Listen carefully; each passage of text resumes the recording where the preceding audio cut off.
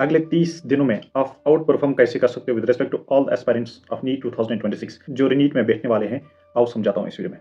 पहले तो आप सबको ये रियलिटी एक्सेप्ट करनी है कि रीनीट होने वाला है, चाहे अगर आपका पेपर बहुत अच्छा हुआ है या अगर आपका पेपर अच्छा नहीं हुआ था। जिनका अच्छा नहीं हुआ they may consider it as a second life, क्योंकि एक साल एक एग्जामिनेशन पे इन्वेस्ट करना इज नॉट ए जोक। और जिनका अच्छा हुआ था एंड उनको फिर से अटेम्प्ट देना है, फिर से इस एग्जामिनेशन में प्रूव देयर वर्थ करना है, तो गुड लक फॉर ऑल दोस्त।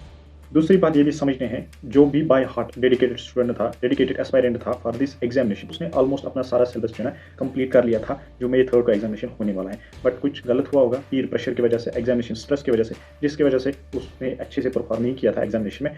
But because due to some other circumstances उसको एक और चांस मिल रहा है इन द सेम ईयर। 21 मई से पहले पहले अपने माइंड को रेडी करो, अपनी बॉडी को रेडी करो और सारा जो आपका जो स्टडी मटेरियल है उसको एसेंबल करो, एक जगह रखो, एक क्वाइट प्लेस लो और नेक्स्ट 30 डेज का जो चैलेंज है जो मैं समझाने वाला हूँ, take it and excel in your examination. जो नेक्स्ट 30 डेज फ्रॉम 21 मई से आप स्टार्ट करोगे, ये आप डिवाइड करोगे 3 डेज साइकिल में, यानी एवरी 3 डे आप ये साइकिल रिपीट करोगे।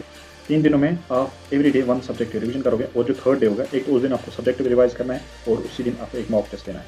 Take your mock test in a simulated condition, यानी 2 बजे से लेकर 5 बजे तक जैसे आपका नीट एग्जाम होता है वैसे ही आपको मॉक टेस्ट लेना है।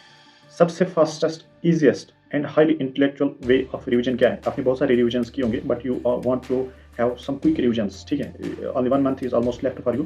सो क्विक रिवीजन्स के लिए आप क्या करोगे? You will go with 2 methods. एक होता है रेट्रोग्रेड रिवीजन, दूसरा होता है एक्टिव रिकॉल। रेट्रोग्रेड रिवीजन है यू आर थिंकिंग ऑफ के होल चैप्टर रिवाइज करोगे, but take that topic first जो आप भूलते रहते हो, जिसमें आपको कंसेप्ट थोड़ा डिफिकल्ट लगता है, जिसमें आपको याद करने की कुछ जरूरत है क्योंकि डिफिकल्ट कंसेप्ट होगा, डिफिकल्ट टॉपिक होगा, दैट्स वाई इसमें आपको टाइम लगता होगा। टेक दैट फर्स्ट और उसके बाद बाकी सारे चैप्टर में जो आपने कंसेप्ट ऑलमोस्ट समझ लिए होंगे उनमें बहुत ही कम टाइम आपको लगेगा। This is the retrograde technique. दूसरा होता है active recall. Before starting any topic close your eyes and think. अगर आपको वो टॉपिक सारा समझ आ रहा है, सारे फार्मूलाज उससे याद आ रहे हैं, कंसेप्ट को आप समझ चुके हो, देन उस टॉपिक को खोलने की जरूरत नहीं है। ओनली ओपन दोज टॉपिक्स जिनमें आपको थोड़ा बहुत डाउट लग रहा है, जिनमें आपको लग रहा है कि मुझे याद नहीं आ रहा है, जिनमें आपको लग रहा है कि फॉर्मुलाज याद नहीं है, जिनमें आपको लग रहा है कि कंसेप्ट में कुछ वीकनेस है, do only those topics. So these are the 2 ways जिनमें आपका एक क्विक रिवीजन मिल जाएगा, इफेक्टिव रिवीजन मिल जाएगा और highly sophisticated and intellectual way of revision माना जाता है। अब last thing, every third day तो आप मॉक टेस्ट दोगे। मॉक टेस्ट को कैसे एनालाइज करोगे, इसमें भी टाइम बचाने की एक टेक्निक बताऊंगा।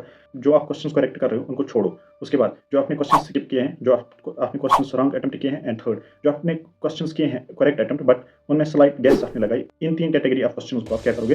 Eight the end of the mock test उनको एनालाइज करोगे, उनके सॉल्यूशंस देखोगे, एक्सप्लेनेशंस देखोगे और उनसे आपको जो है ना एक तो वो टॉपिक भी रिवाइज हो जाएगा और better way of analysis of the mock test हासिल हो जाएगी।